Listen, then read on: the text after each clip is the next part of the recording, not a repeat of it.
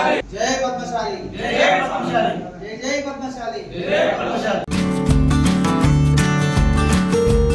ఇక్కడ ఉన్న print media కానీ ఎలక్ట్రిక్ మీడియాకి కానీ నా యొక్క శుభాకాంక్షలు తెలియజేస్తూ, ఏదైతే పద్మశాలి సంఘం ఎన్నికలు నిర్వహించబోతుంది కాబట్టి 27వ తారీఖు నాడు దీనికి గాను రుసుము 50,000 రూపాయలుగా నిర్ణయించినారు.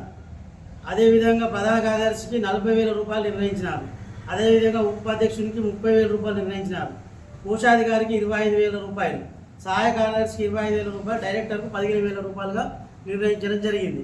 దీన్ని మేము పూర్తి స్థాయిలో వ్యతిరేకిస్తున్నాము. ఇది పద్మశాలి కుల బాంధవులకు అందరి తరఫున నేను మాట్లాడదలుచుకున్నది ఏంటంటే, ఇది పేద ప్రజల కోసం పెట్టిన ఎలక్షన్స్ కాదు, ధనవంతుల కోసం పెట్టుకున్న ఎలక్షన్స్ ఇవి.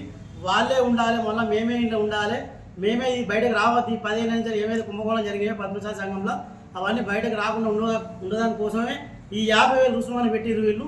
ఇది సరైన పద్ధతి కాదు. ప్రజల దగ్గర మీరు ఏదైతే దరఖాస్తులు ఆనాడు సభ్యతను తీసుకున్న 200 రూపాయలు, ఇలా ప్రతి పేద వ్యక్తి పోటీ చేసే విధంగా ఈ రుసుము ఉండాలి తప్పితే భారతదేశంలో ఎక్కడ లేవు ఇది 50,000 రూపాయలు. ఏ కుల సంఘాలలో లేవు. ఒక ఎంపీకి సుధంగా దాదాపుగా 25,000 రూపాయలు ఉంటాయి నామినేషన్. ఒక ఎమ్మెల్యేలకు 10,000 రూపాయలు ఉంటుంది. ఒక సర్పంచ్ పొడి అంటే కౌన్సిలర్ పొడి అంటే 2,500 రూపాయలు ఉంటుంది. కానీ ఈ పద్మశాలి సంఘంలో ఎక్కడ లేని రుసుము 50,000 పెట్టి ప్రజలను, పేద ప్రజలు మాత్రం పోటీ చేయకుండా ధనవంతులే పోటీ చేయాలి తగ్గట్టుగా పెట్టుకున్నారు వీళ్ళు. వీళ్ళు ఇష్టారాజ్యంగా నలుగురే కూర్చొని డిసైడ్ చేసి పెట్టడానికి వీళ్ళెవరు? ప్రజలు ఉన్నారు, మొత్తం పద్మశాలి సంఘం ఉంది, ఇక్కడ వేల మంది ఉన్నారు. వాళ్ళకి అడగకుండా మీ ఇష్టారాజ్యంగా తీసుకుని డిసిజన్ మీకు ఎవరు ఇచ్చిన హక్కు? ఒకటే ప్రశ్నించదలుచుకున్నా, అధ్యక్షుల వారికి 5,000 రూపాయలుగా నామినేషన్గా దరఖాస్తు ఉండాలి. అదేవిధంగా ప్రధాన కార్యదర్శికి 3,000 రూపాయలు ఉండాలి. ఉపాధ్యక్షునికి 3,000 రూపాయలు ఉండాలి. కోశాధికారికి 2,000 రూపాయలు తీసుకోవాలి. సహాయ కార్యదర్శికి 2,000 రూపాయలు తీసుకోవాలి.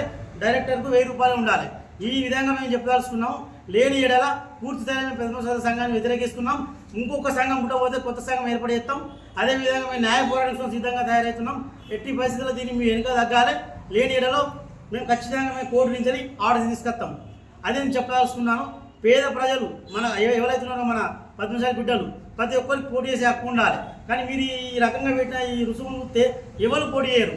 ఎందుకంటే మళ్ళీ మీరే ఉంటారు. అలా ఈ రోజు జరిగిన 10 ఏళ్ళు జరిగిన కుంభకోణాలు బయటకు రావద్దంటే మళ్ళీ మీరే ఉండాలి. కాబట్టి ఈ రకంగా మీరు పెట్టినారు. మేము పూర్తి స్థాయిలో దీన్ని వ్యతిరేకిస్తున్నాం. సంఘం తరఫున కొత్త సంఘం ఏర్పడే సిద్ధం తయారవుతున్నాం. మేము ఇప్పటికైనా మీరు మీ పద్ధతి వైఖరి మార్చుకొని తగ్గించండి ఫీజులను అని చెప్పి విజ్ఞప్తి చేస్తున్నాం. మీ అందరినీ పద్మశాలి సంఘం పెద్దవాళ్ళను ఒకే విషయం నాకు చెప్పదలుచుకున్నాం. మీ ఇష్ట రాజ్యాంగ నలుగురే కూర్చొని డిసిజన్ తీసుకున్నందుకు మీ జాగిరి కాదు, మీ పదవులు అయిపోయినాయి. అందరూ నేనే డిసిజన్ తీసుకోవాలి. అదే నా డిమాండు. దీనికి నేను పూర్తి స్థాయిలో వ్యతిరేకత ఉన్నాం. అందుకే మేము నిరసన తెలుపుతున్నాం. దీనికి పద్మశాలి సంఘం తరఫున పూర్తి పట్టణ మహిళా సంఘం కానీ, యువజన సంఘం కానీ, పెద్ద సంఘం కానీ అందరి తరఫున నేను మాట్లాడదలుచుకున్నా. జై పద్మశాలి, జై మార్కండే.